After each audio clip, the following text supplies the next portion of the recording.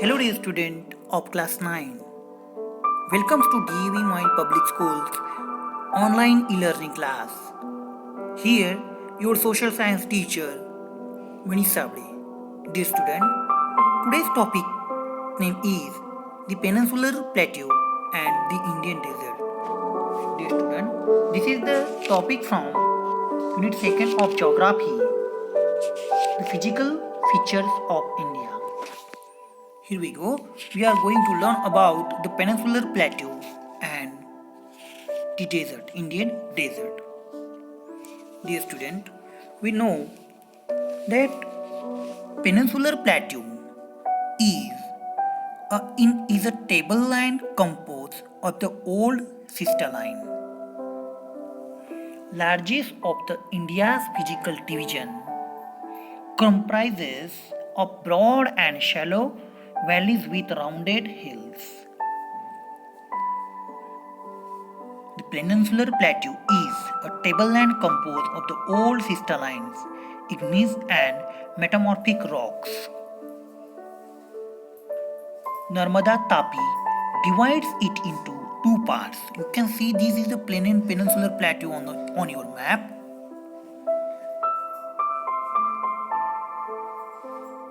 All the features in Peninsular Plateau in this map. You can see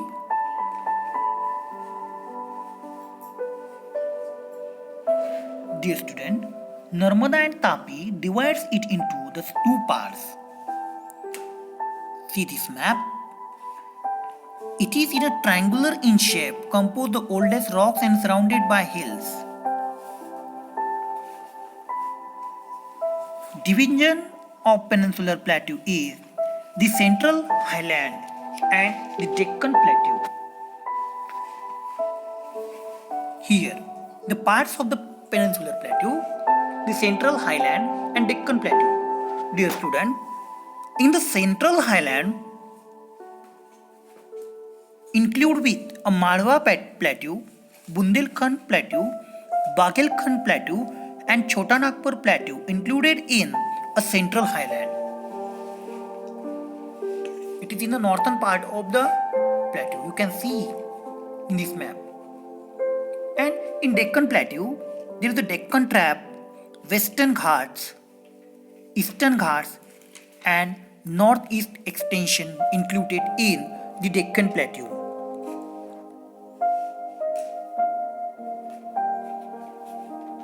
The Central Highland. Here you can see the division of the Peninsular Plateau, the Central Highland and the Deccan Plateau. The Central Highland included with the Marwa Plateau, Bundelkhand, Bagelkhand, Chota Nagpur. And here in Deccan Plateau you can see the Deccan Trap, Western Ghats, Eastern Ghats and the Northeast extension. Dear student, the Central Highland.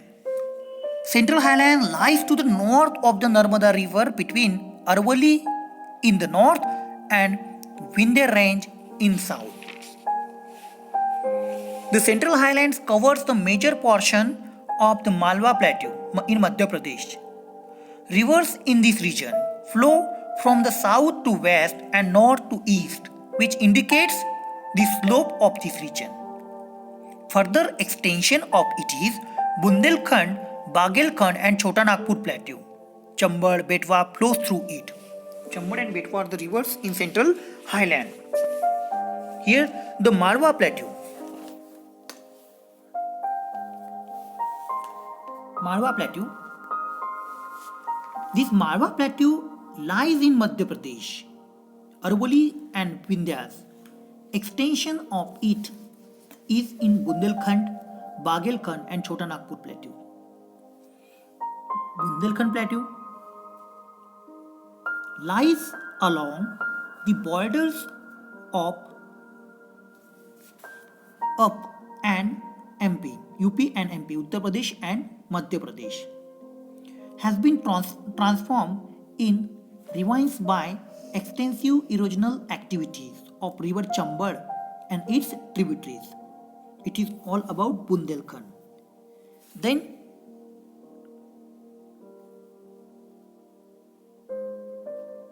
Chota Nagpur Plateau.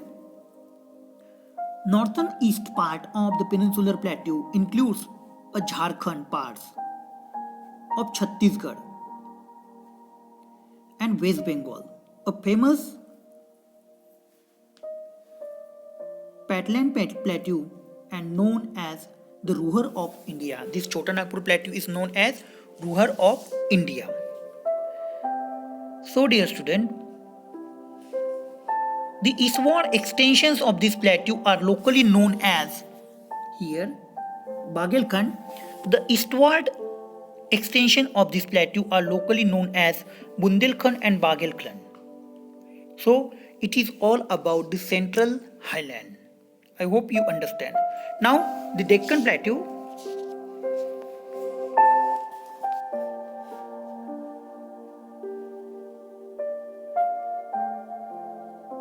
The Deccan Plateau, Deccan Trap. The largest plateau in India lies to the south of Narmada rivers, shaped as inverted triangle. And this Deccan Plateau surrounded by Satpura Hills, Mahadev Hills, Michael Range and Amarkantak Hills and Rajmahal Hills in the north. Western Ghats in the west and Eastern Ghats in the east. So, average elevations of Western Ghat is 900 and to 1600 meters compared to 1600 meters. So, it is a Deccan Plateau, the largest plateau in India. Here, the Eastern Ghats and Western Ghats. Dear student, this is the Eastern Ghats. You can see this is the Eastern Ghats and this is Western Ghat. Now, Western Ghats in red shape, a folded parts of Deccan Plateau. The Western Ghats, also known as Sahyadri, and it is more continuous and higher than Western Ghats, separated from coast by narrow coastal plains. Rich watersheds give birth to large peninsular rivers like Godavari and Krishna. Some important hilly ranges in Western Ghats are Nilgiri Range. In this Nilgiri Range, highest peak is Dodabetta, along with Udak Mandalam, means Uti. Highest peak of South India, Anaimudi, from which three ranges radiates in the three directions. So dear student, it is all about the Western Ghats. Now Eastern Ghats. The Eastern Ghats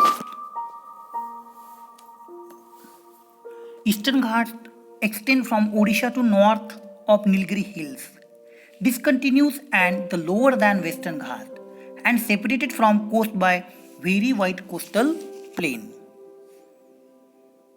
Dear student, the Chevroy Hills and the Jaude Hills are located to the southeast of the Eastern Ghats. So, it is all about Eastern Ghats. Now, one of the distinct features of the peninsular plateau is a black soil area known as the Deccan Trap. So, it is all about Eastern Ghats and Western Ghats. Here the differences between the Eastern Ghats and Western Ghats. All information is covered in this chart. You can see in this chart, in this table,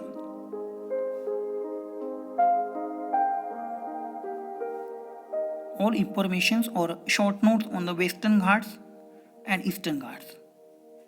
It is differences between the Western Ghats and Eastern Ghats.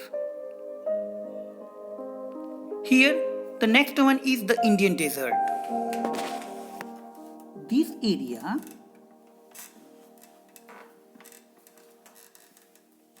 known as Indian Desert. Here, the brown area only. this brown area known as Indian desert.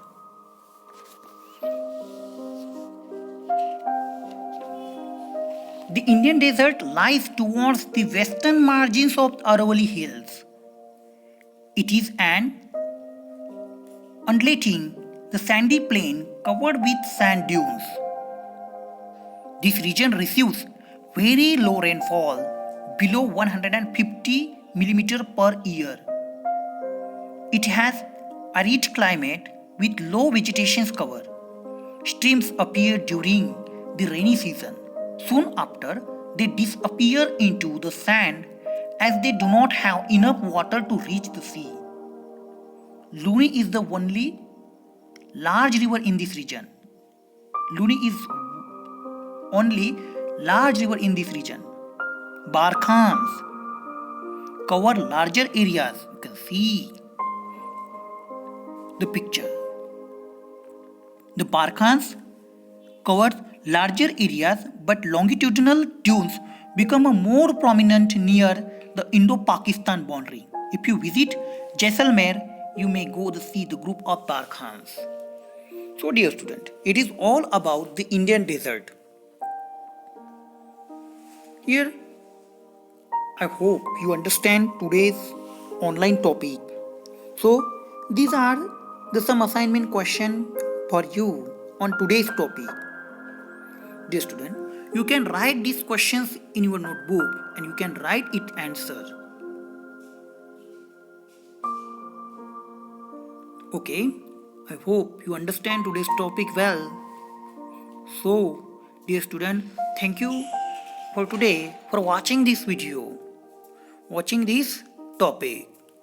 We will meet in next period with new topic. Thank you for today.